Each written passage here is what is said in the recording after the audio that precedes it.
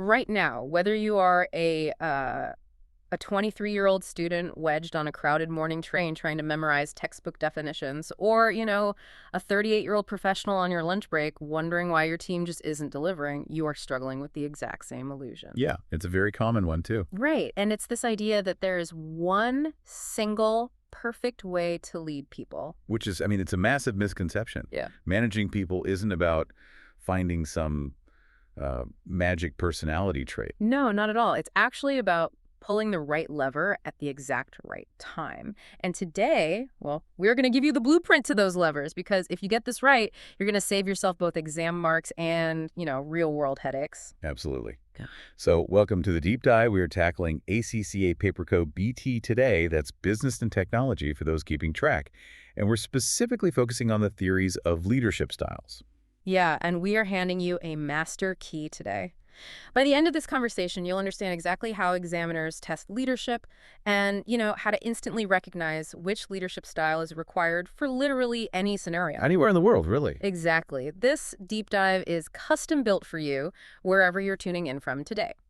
So let's start with the basics. When we strip away all the academic jargon, what are we actually talking about here? Well, leadership theories, they basically explore whether a manager focuses more on the task or on their employees to get things done. Right. And they basically prove that a leader's style directly dictates how motivated and how efficient their team will actually be. Okay, so think of leadership like driving a car, right? Like sometimes you're on a quiet, straight highway and you can just, let the cruise control do the work. Yeah, you just monitor things. Exactly, your hands off. But if you suddenly hit a massive storm or, I don't know, a tire blows out, you don't keep the cruise control on. No, definitely not. You grip the wheel with both hands and you dictate every single movement the car makes to survive. That's a really good way to look at it. Yeah. And, that brings up this really surprising fact from the source material. Despite all the models and all these theories we're going to discuss, there is absolutely no single correct leadership style. Wait, really? Like, none at all? None. Zero. It is always 100% of the time dependent on the situation. Wow, okay. Which I guess perfectly explains why examiners are just so obsessed with this topic. Well, they love it. And they love it because it's the ultimate test of situational awareness, Yeah, I mean, in the global business world, if you misread the culture of the organization or you ignore time pressures, that doesn't just cause a bad mood in the office, it destroys companies. It really does. So the way they test this, they'll give you this messy, complicated, real-world scenario, and then they'll ask you to identify the specific leadership approach that's being used, or, more importantly, the one that should be used based on the exact variables of that team. And honestly, examiners love testing this because they, just like the rest of us, have probably suffered under managers who rigidly applied the wrong style at the worst possible time. Oh, I'm sure they have. We all have. Right, like we've all had that boss. So let's break this down. We're going to look at 3 clear parts today. First, how much control a leader exerts. Right. Then, how a leader balances competing needs. And finally, the underlying psychology of the leader themselves. So, part 1, the control aspect. Yeah, so this is Tannenbaum and Schmidt's continuum, and it's basically a sliding scale. On one end, you have this highly dictatorial style where the manager tells or, sells the decision. Wait, hold on. Isn't being dictatorial always a bad thing in modern business? Like, nobody wants a dictator for a boss. You'd think so, right? But no. According to the text, it depends entirely on time pressure and the employee's experience level. Oh, interesting. Yeah, like if a building is on fire, you don't hold a committee meeting. You tell people to get out. Right, okay, that makes sense. And on the other end of the scale, you have the laissez-faire approach, where the manager just abdicates and lets employees act within certain limits. So simply put, it's a sliding scale from total boss control to total team freedom. Exactly. Okay, but what if leadership isn't just about how much authority you hand over? Like, what if it's about juggling competing daily emergencies? Well, that brings us to part 2, which is John Adair's action-centered leadership. Okay, how does this one work? So Adair breaks it down into 3 intersecting variables or needs. You've got task needs, group needs, and individual needs. Task, group, individual. Got it. Yeah. So task needs are things like setting objectives and planning, getting the job done. Group needs are about team building and communication. And individual needs involve, motivation and dealing with personal problems. Wow, okay. So simply put, it's a constant juggling act between getting the job done keeping the team unified and supporting the individual. That's spot on. You can't focus on just one. You have to balance all three. So we've looked at control and we've looked at needs. But what if your leadership style is actually just, I don't know, hardwired into your brain? Ah, yeah. That's part 3, Fiedler's psychological approach. Right, Fiedler. He divides leaders up, doesn't he? He does. He categorizes them into 2 types. You're either psychologically close or you're psychologically distant. Okay, break that down for me. What does psychologically close mean? It means you are relationship-oriented. You prefer informal relationships with your staff. You're closely connected to them. And the distant one? Psychologically distant means you are task-oriented, you stay reserved, you keep things formal.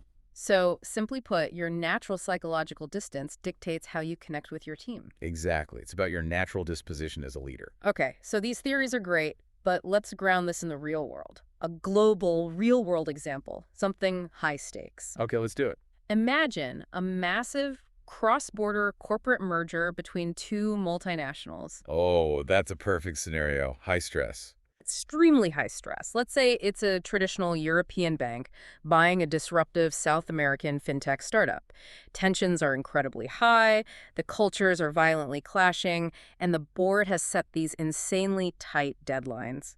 Yeah, that is a recipe for disaster if leadership fails. Right. So let's look at this from an early career angle first. Say you're a junior analyst at the fintech startup. You are suddenly totally overwhelmed by all these new compliance regulations from the parent bank. You'd be panicking. Exactly. You're thinking about quitting. So for your manager, they need to look at Adair's model and realize the individual needs are flashing red right now. Yes, exactly.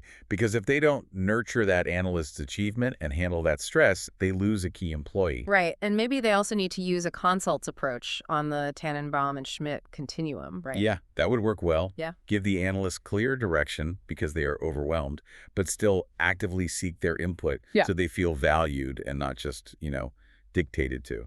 Okay, now let's flip it. Let's look at the senior professional angle. The senior manager who is actually overseeing this entire merger. Oh, their focus has to be completely different. They need to focus heavily on Adair's group needs. Because the 2 cultures are clashing? Exactly.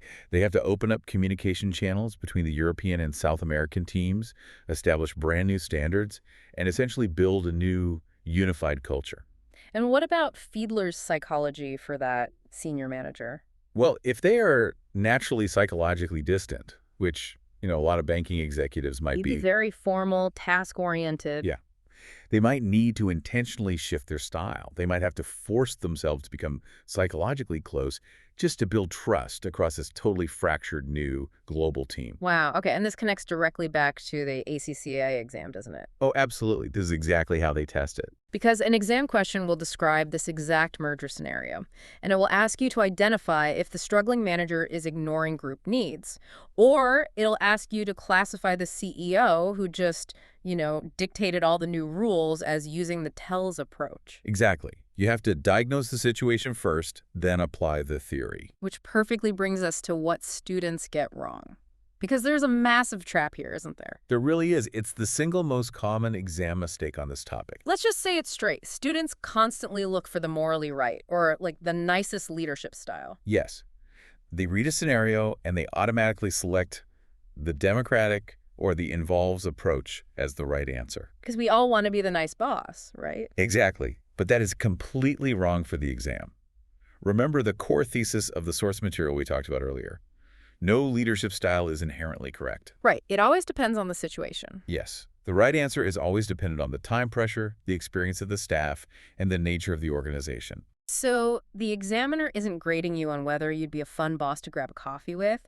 They're grading you on picking the exact right tool to fix the business problem sitting right in front of you. Exactly. If there is a fire, pick the dictator.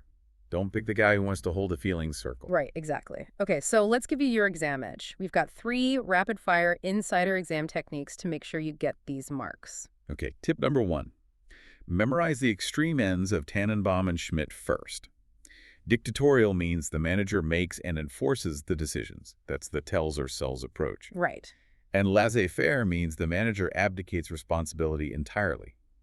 If you know the extremes, It's much easier to place the scenario on the scale. That's a great tip. Okay, tip number 2. For Adair's action-centered model, always look for the missing link in the exam scenario. Yes, they love doing this. If the scenario says targets are being met, but staff are quitting in droves, what's happening? The manager has prioritized the task, but entirely ignored the individual. Exactly. Spot the missing need, and you have your answer. Okay, tip number 3. Connect Fiedler's terms directly in your mind right now. Yes.